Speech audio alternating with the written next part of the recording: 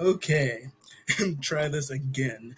Uh, hey, so I am sharing this book, Drums and Shadows, which is full of a lot of old Black American spiritual beliefs and folklore.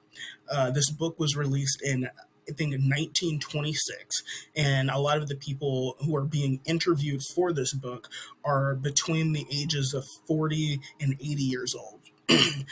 Most of these interviews take place in like the deep south, and a lot of these people, their parents were slaves or former slaves and stuff like that. And also for like my Black indigenous community, I am well aware that the majority of us are indigenous to the Americas, but given the time this book was written and the people who published the book, there is a lot of stuff very much related to some of the archaeology and all that isn't quite right, and it's a lot of referring to Africa, even though a lot of these people aren't indigenous. And of course, no shade to Africa, we love Africa. Would might read a book of explicitly African folk tales and stuff too, but this is the stuff of the Americas, and a lot of this stuff is also lost from even the tribes that made it to the reservations because all of our history was so messed up. But anyways, I say that to say I will be saying like back to Africa and coming from Africa and all that stuff like that. But I know it's all good. We can just move on. That's just how it's written. I'm just going to read it as it's written. I'm rushing through this because I tried to read some of this book already, and I was using like a bad little recorder thing, and it only recorded like 10 minutes until it cut out, so that was annoying. But here we go. Hey, and also this book, because it's so old, when the people are being interviewed, as you can see in like this over here, they write phonetically.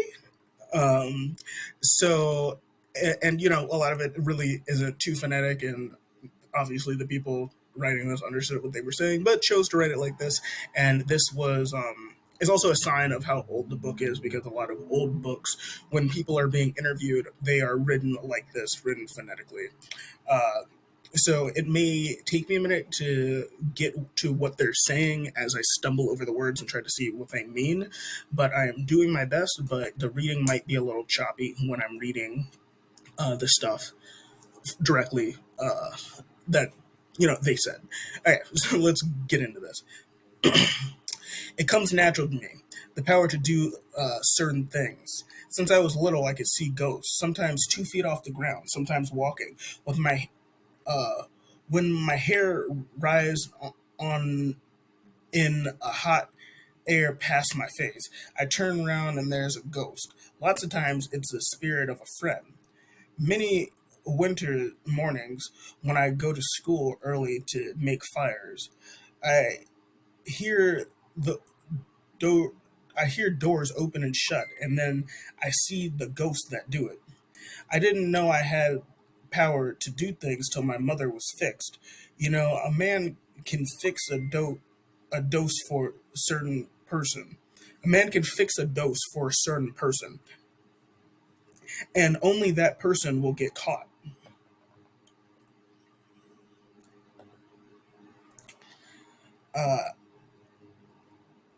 Four women was in Four women was in the house with my mother, but the doorknob was dressed for her. All the women passed out before she did, all turning the doorknob. But when she come out, a pain in the side, struck her in the side. We had doctors, but nothing done no good. Whole side turned black, and she died. That caused me to make a special study. Evans Brown, Evans Brown quietly added. And soon I realized I was born with the power. I ain't never used it much because I don't like to bother with those things. But I know a man named Dr. Buzzard who gets you out of any trouble you was in. He would change you so much and tell you to hide the money in a certain place. The money would disappear and your trouble wouldn't. The police arrested a man. The police arrested a man right in right here in Yamakral. They had him by the pants. Was talking to him to the box to ring up for the wagon. Pants talking to him to the box to ring up for the wagon. When the police get through ringing and turn around to look, they holding an old gray mule and the man done disappeared. So Frogtown and Currytown. The last chapter we were reading was of Yamakra. Each one of these chapters is essentially a different town that these people are interviewing the people in.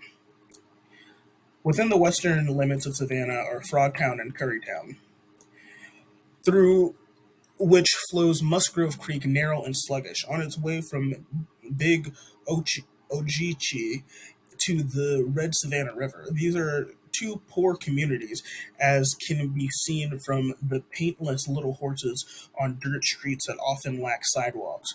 With the canal cutting the center of the district, there is scant space for gardens, but in spite of this, there are small patches of earth green with collards and turnips, and almost every stoop is decorated with a row of plants in tins of assorted dimensions. During weekdays, as many persons away at work during weekdays with many persons away at work in other sections of the city, it is mostly the old who are found at home. Grandmothers and grandfathers mind the small children while the mothers work out. One old woman, Anna Miller, had lived most of her youth on a Butler Island plantation where some of the older workers had occupied the same cabins given to them before emancipation. Several of them hands were who several of them hands was very old people, said Anna Miller. They speak a funny language, and none of the rest of us could hardly understand what they say. They had a special name for all kinds of things, but the only thing I can remember is that they call a water bucket a jubahalta. We found here, too, that in certain households, certain foods are considered to bring bad luck. I don't eat peanuts, Millie McKinn told us, and I don't let a soul in my family eat them. Can can you tell us why? We queried. But she only shook her head. All I know is that they're bad luck. I found that out, and I won't let one come in my house. Handicraft objects in this section were more numerous than in many of the other communities. We found a most unusual brush made from the Plemento. It was about 4 inches in length and 2 inches wide.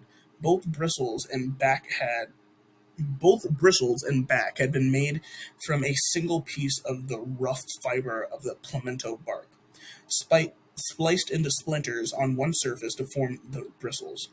The work of two wood carvers was brought to our attention. One of the carvers made a specialty of small wooden figures. He showed us several full-length human figures, two or three busts mounted on square blocks of wood, and two oddly shaped objects, each with mask-like features carved on one surface. When we remarked on the originality of his work and its symmetry of design, he simply said, "I just picked it up when I was working." The other carver had made several nondescript figures, but we were chiefly interested in two linked wooden chains. One of these, which had an attached box with a ball enclosed, was similar to a chain previously shown to us by another man in the community. Each man had cut his chain with all its detail from a single block of wood. In Frogtown and Currytown, there is an intense interest shown in witches, spirits, and conjure. Personal experiences were related to us by several old residents who had come in contact with supernatural elements.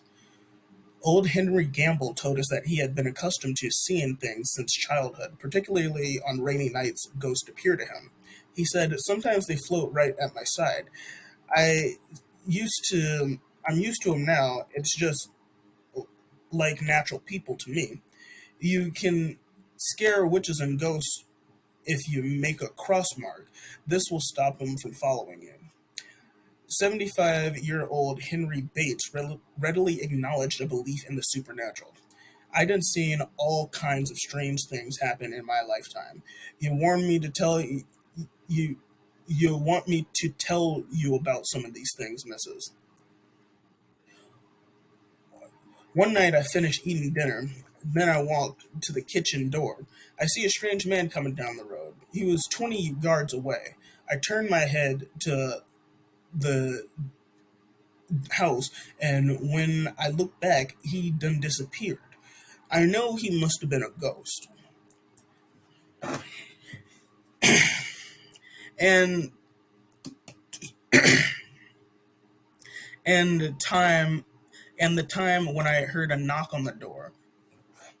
I heard it 3 times. Bam, bam, bam. When my dog heard that knock, he hollered like it was asked to die. When my dog heard that knock, he hollered like he was asked to debt. To debt. I don't know. I get up and go to the door, and my hair rises up on my head. When it gets to the door, I see something as big as a cow, only it looks like a dog. Then it vanished like a shadow.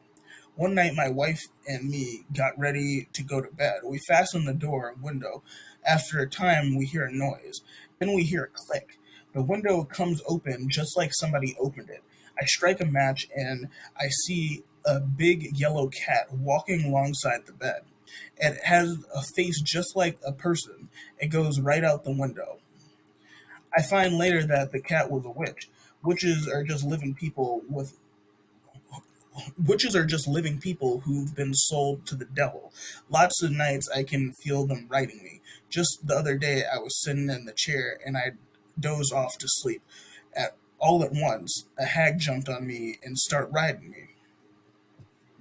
Okay, so earlier in this book, somebody so he says that witches are just people that have been sold their soul to the devil, and other people in this book from other counties have said that witches are people who have been hired by other root workers, maybe people with not so great intentions, and these witches are kind of like root workers or magical type people that are been hired out to essentially torture other people.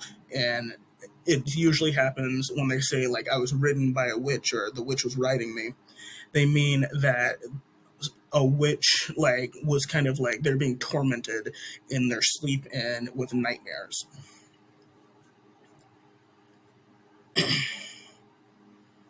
When I was a boy, I hear lots of stories about people flying. Some folks brung over from Africa could fly off and disappear anytime they wanted to.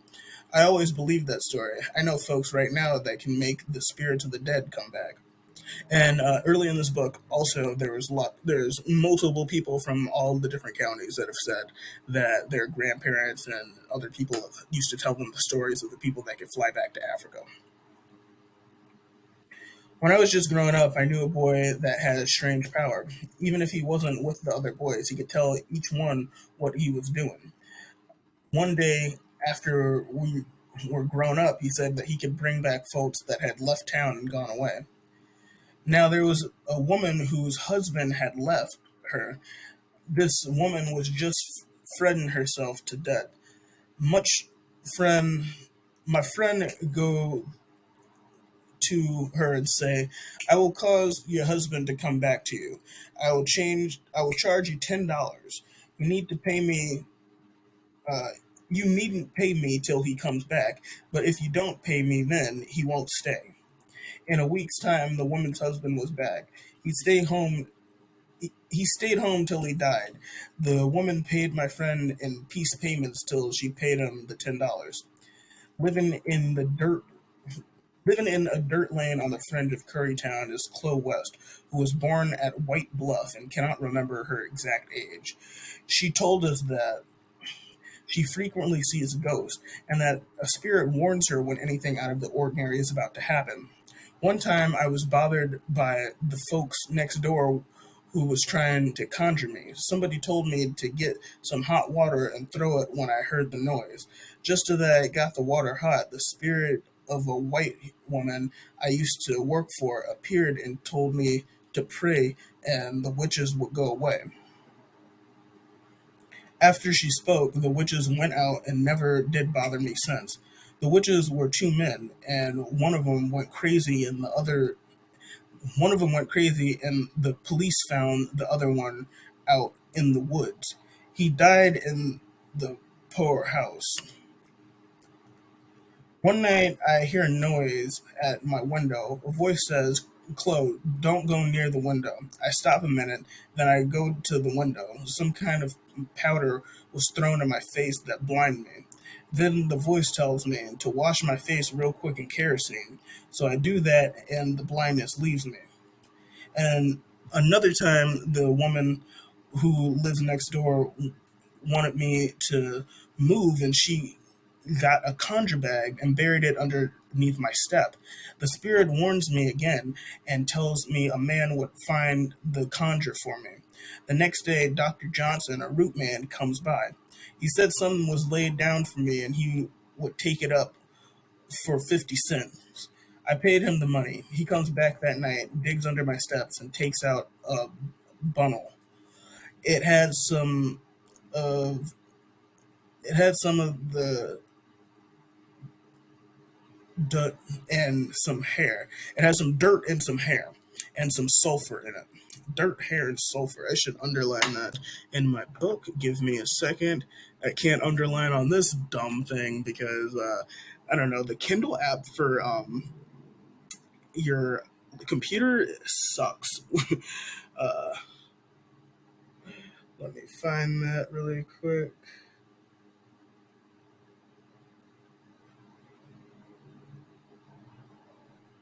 Oh yeah. So uh, where was I? She moved. So something was laid down for me, and he would take it up for 50 cents. Dr. Johnson says it was a graveyard dirt. Been a long time since I've been bothered, but I sure believe in all those things. The first time I ever saw a ghost was long years back when I was young and receiving company. There was two men coming to see me. I like one man I like one man the best, and the other man was jealous. Well, the jealous man died. After that, many a times I see a shadow like him come through right up to my door and disappear. One night, one night become, one night become stretch his arms across the door and says, just plain as anything, in a big loud voice, "Is that other man still coming around here?"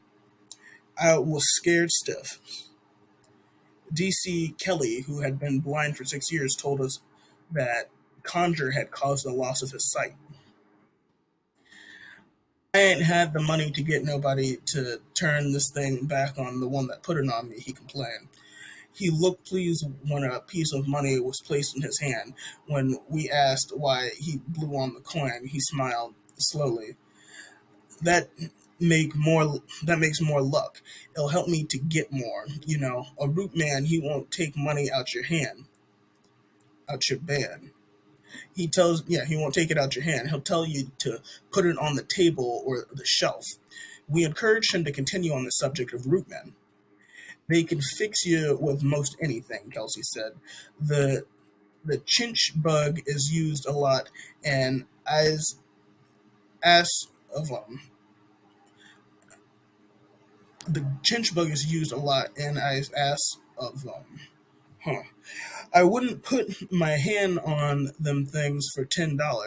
I had a sister named Ida Walker who was fixed with candy. She ate the candy and then arms and then her arm swelled up and turned blue. You could see little animals running up and down her arm. This is also a common theme of like when people are getting cursed or fixed, as they say, when the person is getting healed of it, or in some instances, the, when the initial fixing happens, they'll see something running in and out of their arm, whether it be snakes or bugs or sometimes some other type of animal. Uh, She got a root doctor named Sherman. As soon as he looked at it, he knew what it was. He come Tuesday and g- rub, and he gives her a rub to use, and he says to rub down, and he would come back Friday. When he comes, the things all come into the fingers. He took a basin with some warm water, and he put my sister's hand in it. Then he catch hold of the hand and the things run out into the water. They was puppy dogs. He asked her, did she want them to go back where they come from? And she said yes. So he said he don't know. So he said he d- so he said he know the man who sent them, and he went to the window and throw the water with the puppy dogs in it in the direction of the man's house and said, "Go." 1 week later, the man was in the field plowing, and he dropped the plow and fall down. When the people get to him, all he could say was, "This is my work. This is my work." He went plumb crazy and died, but my sister got well and fine. She lives near Millen now.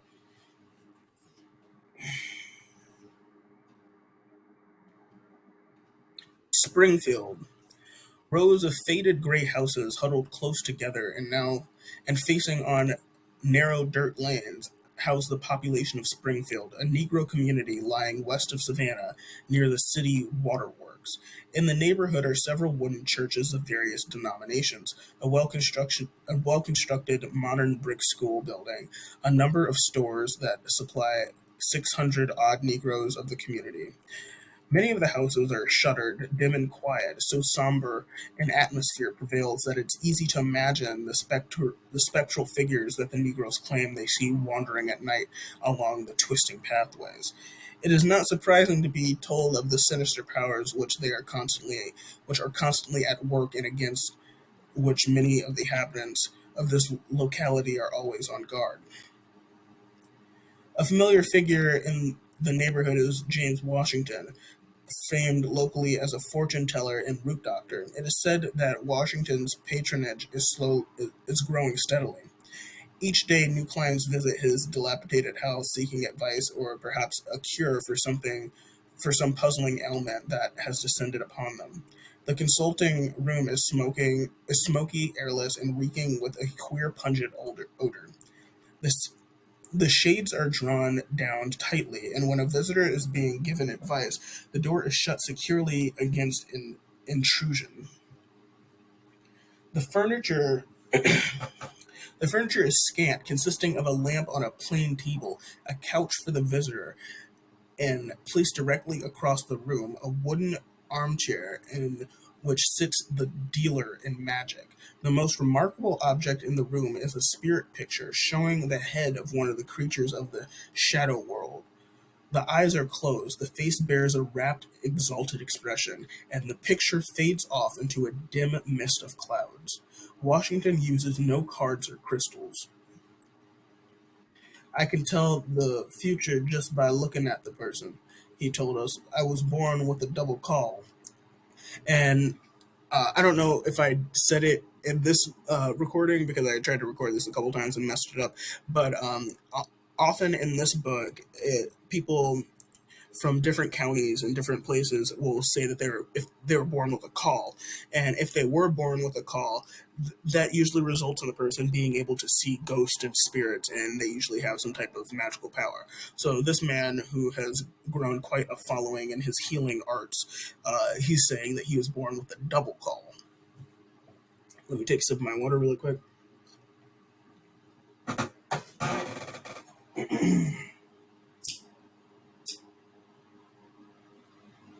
All right.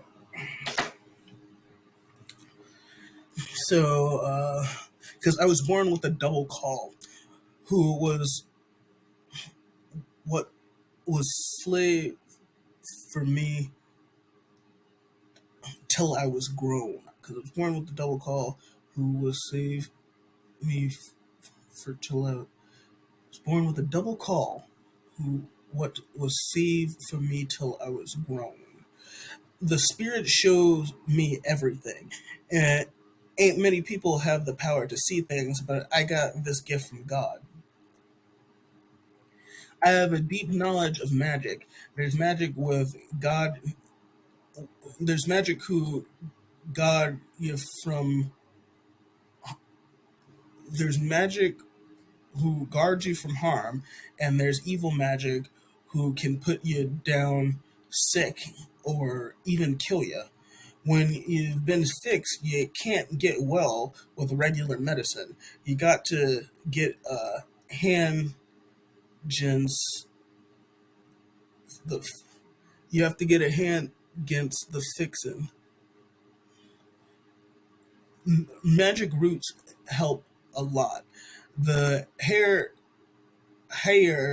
is one of the most powerful things your enemy can get a hold of because it grows near the brain, and a hand made out of hair can sure affect the brain. The credulous neighbors constantly seek Washington's aid, for there is much talk of conjure amongst them. His recent acquittal on charge of assault and robbery was interpreted as evidence that he possessed the ability to fix the courts so they couldn't never send him up. We were told of a woman who had a spell cast upon her by her own sister. Wishing to verify our information, we decided to pay the unfortunate victim a visit. The house stood at the dead end of a narrow street. A high wall separated it from its neighbors, and the barren ground encircling it was littered with refuse, tin cans, and large piles of rocks. A fierce looking dog prowled restlessly near the high arch gateway and bared its teeth at the intruders. At our guest's request, a neighbor ob- obligingly called over the fence to the sick woman, who a moment later came limping toward us. Her age was uncertain. She was gaunt and sickly in appearance. Her outfit consisted of a dull gray waist with a turban to match and a faded blue skirt. Large brass earrings dangled from her ears, making her lean face appear still more woe-begone. Certainly there was something wrong with the woman, for she dragged listlessly with the effort of walking the short distance from the house. We inquired about her health, but when we asked about the conjure she had, which had been put on her, she looked at us distrustfully, saying, "My husband tell you about that?" With that, she left us abruptly. Soon the man appeared, a bent figure in ragged blue overalls with a battered felt on his head. His grizzled head, unlike his wife, Stephen Bryant, was talkative and friendly, and he told us readily of his wife's strange predicament. She was conjured by her own sister, he began. Some days she's all right and can cook and clean up, then all at once things get to running all over her body. Sometimes she'll fall down and have to be put to bed. We asked Stephen if he had consulted any root doctors about his wife's condition, and he said, I have mana mana I have mana dozen root doctors to her, but they don't do no good. I keep trying, and maybe someday I find the right one and reach the conjure. In this instance, retribution seemed to have come swiftly, for Stephen told us that the sister who had caused the conjure was now laid up herself with conjure, for someone cast a spell on her too. When asked Stephen if he believed in evil spirits, he nodded in affirmation. I sees them all the time, he said. They is little they is little and white and have no head. You never see them till after the sun goes down. You don't bother them none, and they leave you alone. There used to be an old house right past ours. Every night we would be woken up by a loud banging noise. If we looked out the window, we would see the spirit. He was always wandering around. Every now and then he would throw a rock at old gasoline tank and would make that noise we hear. We always used to think there was buried treasure near and the spirit was guarding it. I never did look for the treasure. I don't want to fool with no spirits. After a time, they took down the house, and the spirit never did come back no more. Another victim of conjure, a Negro man of about 88, told us that although he did not usually believe in superstitious tales, his own strange experience had forced him to realize that folks can fix you. Okay, I'm going to stop for now.